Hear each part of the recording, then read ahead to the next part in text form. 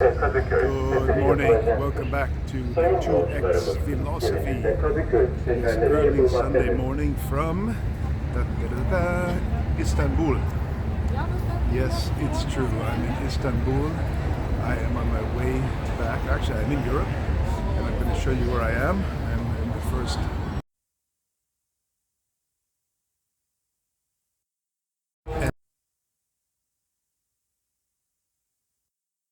And I am in Europe. So what Turkish Airlines does is it offers for long layovers a guided tour.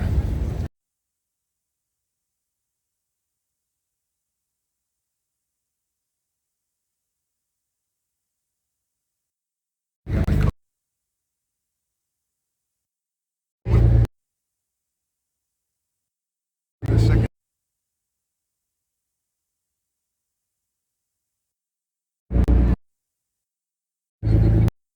is by boat.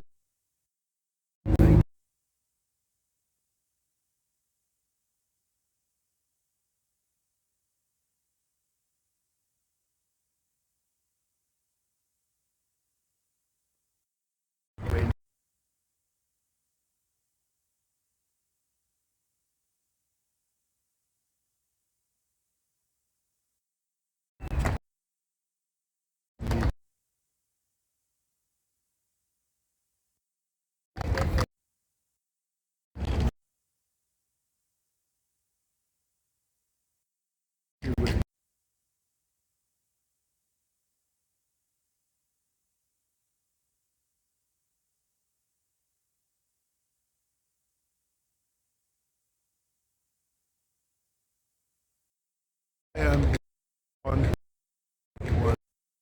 down.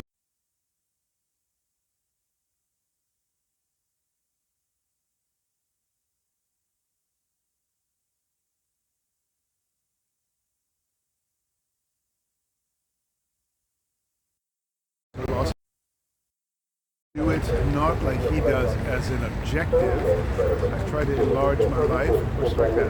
The enlargement of my life comes as a byproduct of living the 2X philosophy. And the difference between the two is probably very, very subtle and maybe not even that important. But I go to it because I think, every time I talk with you, I'm trying to refine the 2X philosophy and make it something that I can explain even better. So the difference I see is that Philip wants to enlarge his life, so he sets an objective to go out, do things, travel, and make his life larger through the acts of stepping out and fulfilling objectives. You can see a nice mosque here behind me. Whereas on the 2X philosophy, I'm beyond objectives and living internally.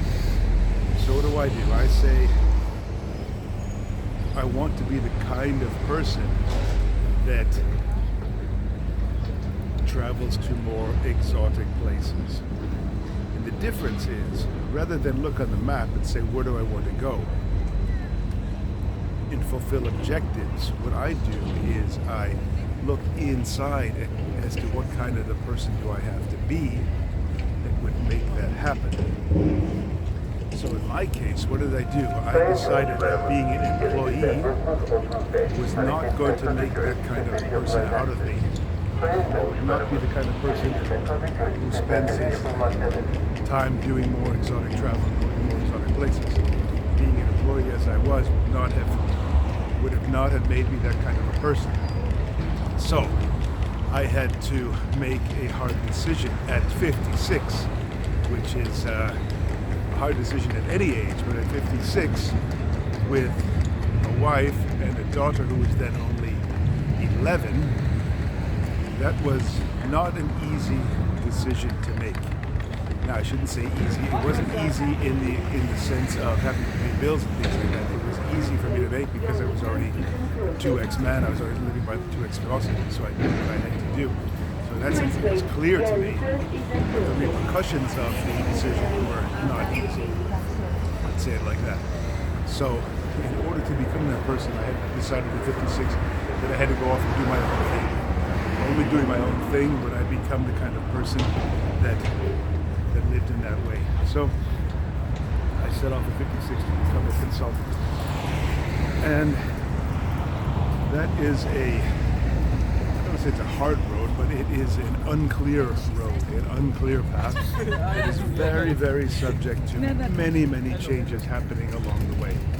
So the number of times I've had to alter my path since I started there are just so much more than I ever had expected. And that's just a fact, not good, not bad, just the way it is. I guess the good thing about it is I've learned a tremendous amount by doing so.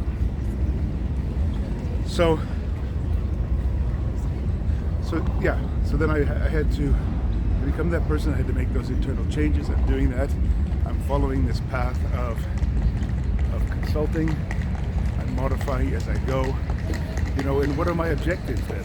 What do we say to ourselves when we're 56 and for the first time we step out on our own to do business?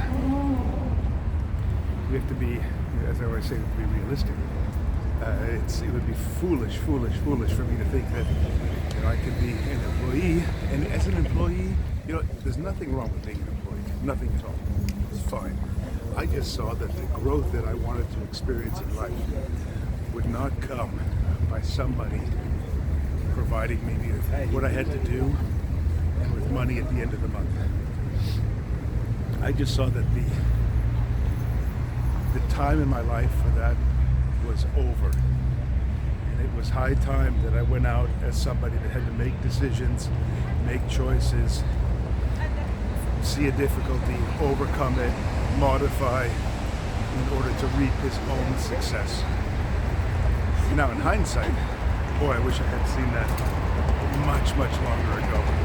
20 years ago, 30 years ago. I wish I had seen that. But I didn't. Maybe I did and I was too afraid. I don't know.